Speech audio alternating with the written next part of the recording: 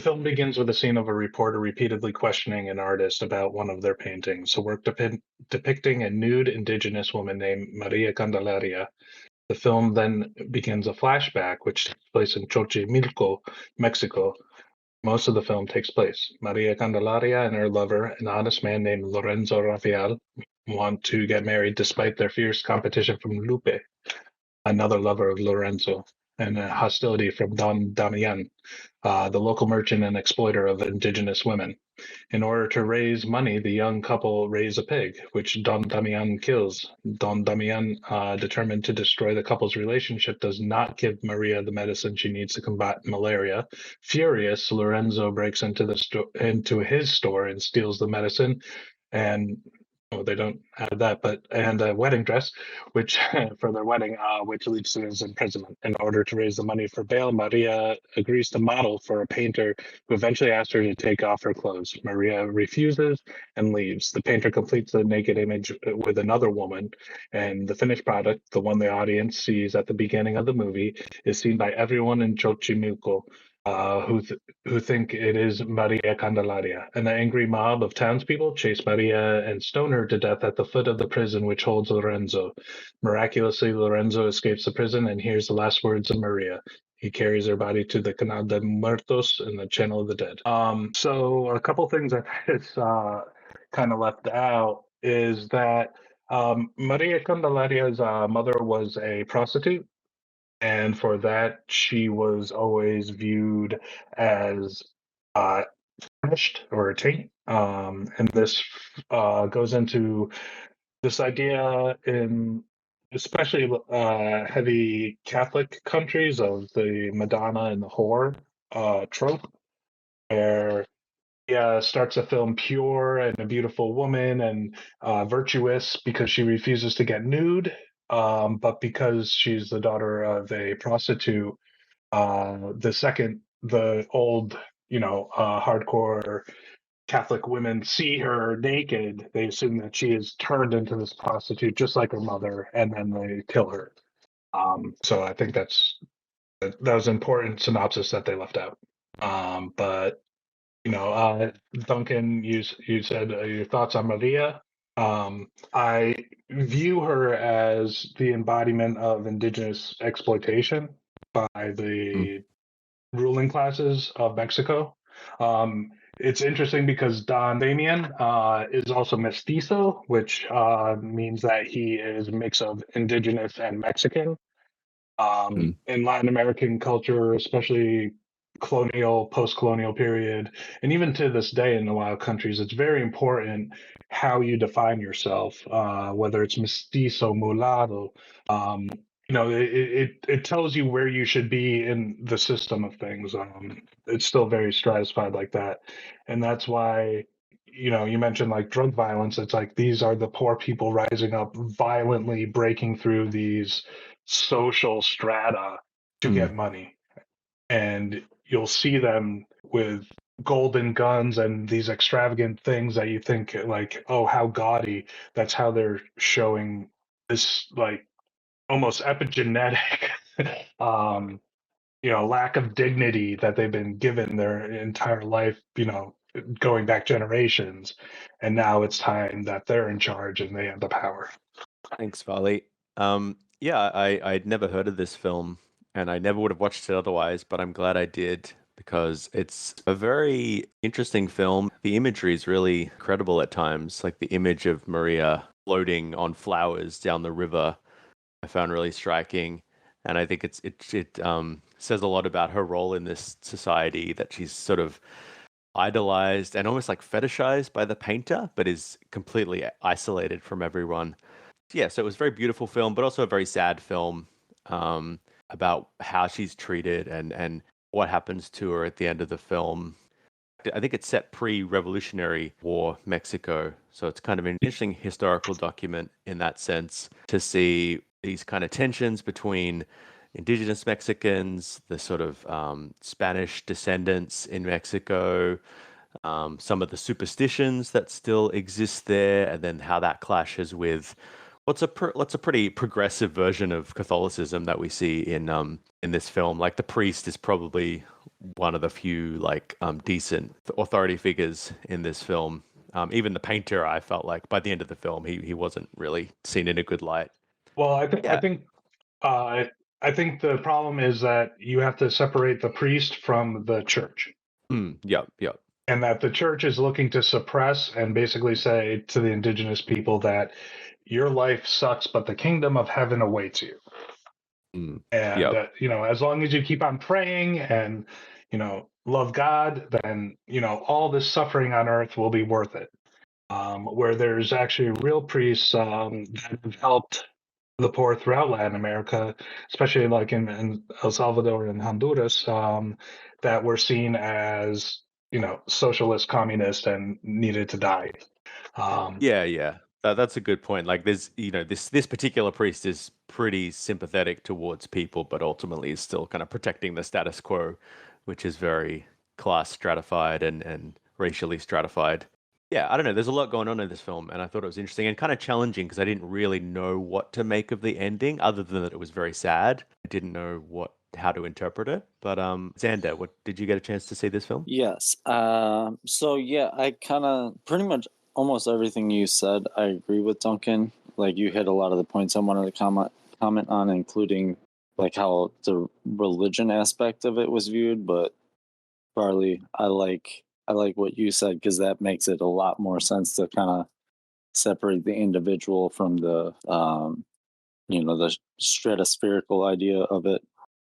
I did like the movie. I think I want to try and find a better quality version with appropriate subtitles because really at its core it is a romantic film and I'm a huge fan of romantic stories, and even like as you're saying, Duncan, you don't know how to feel at the end. That's kind of the point of it. Like even the artist who essentially, while not the focus of the story, he's the narrator and the person you're supposed to relate to within the story.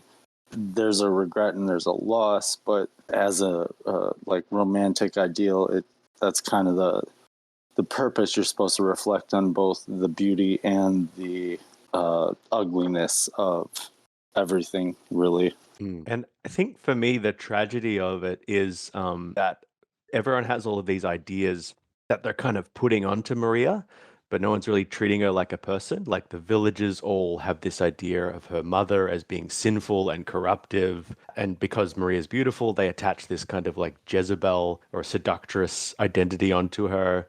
Whereas we see her in her day-to-day life, and she's very decent, very hardworking, very kind and loving towards the little piglet that she nurses. And then the painter has these other ideas, and they're sort of like they're more benevolent ideas about the kind of the dignity and the beauty of the indigenous people, but they're just as objectifying. They're not treating Maria as an individual person. I think that was the tragedy for me, that it is, yeah, at its core, it's a doomed romance that these two individuals love each other just for who they are, and they're just trying to survive in a world, but this world has all of this historical and cultural baggage that is kind of like not letting them live a happy life and just work. Just the forces of history, the currents of history are too much for two individual people. and I think that's what kind of makes this a propaganda movie, and why you questioned why is it all a flashback. Well, it's all a Mm, flashback to pre-PRI, the political party that ruled Mexico for close to a century after the hmm downfall of Porfirio Diaz. It was this thought that, oh, man, you see the painter in the very first shot. He's like, I don't want to show you this painting. Like, I didn't know what I was doing. I mm, regret everything.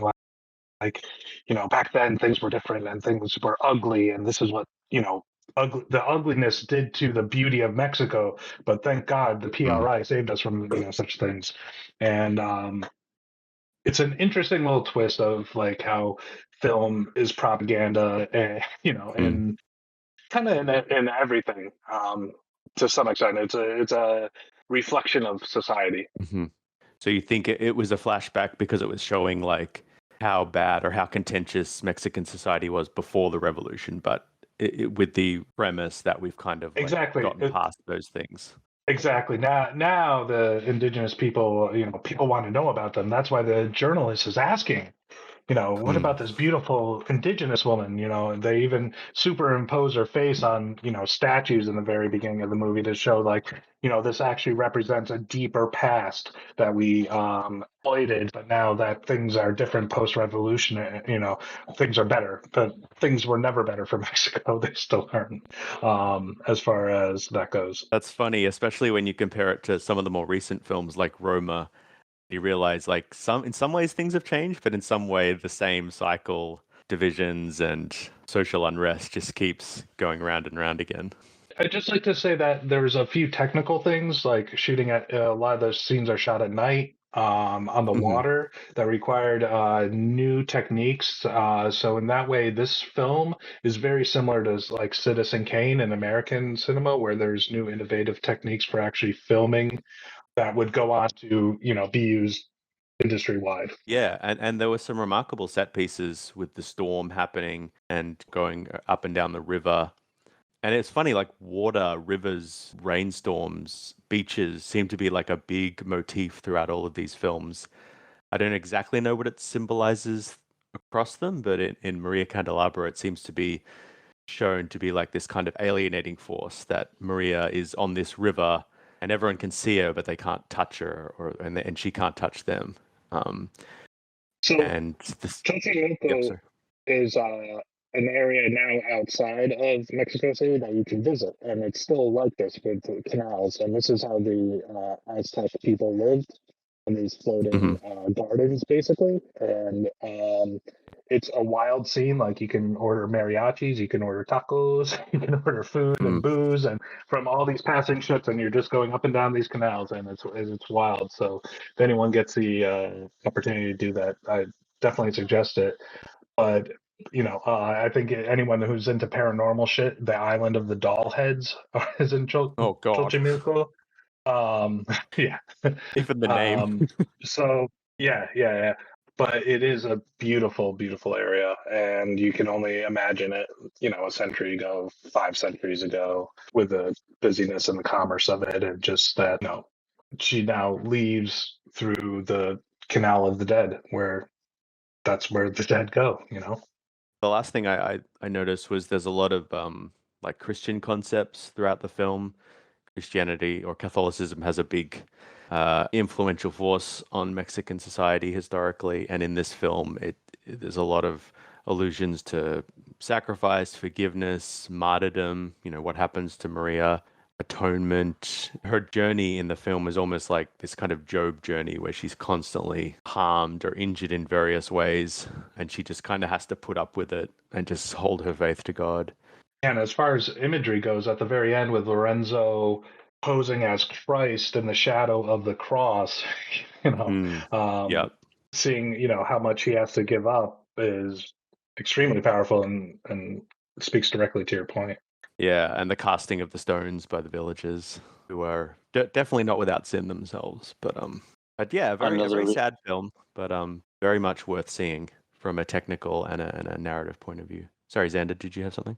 I was just gonna say another reason why I want to find like a proper version of it is because this movie is absolutely beautiful, Hmm. and it's always one of the reasons why I like that golden age of cinema, regardless of which country.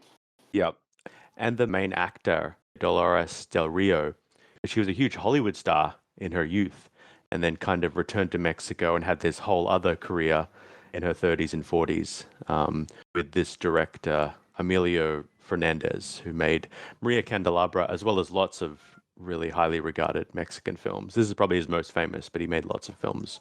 Also, a little bonus fact is the Oscar is reportedly modeled off of Emilio Fernandez's silhouette. Really? Wow.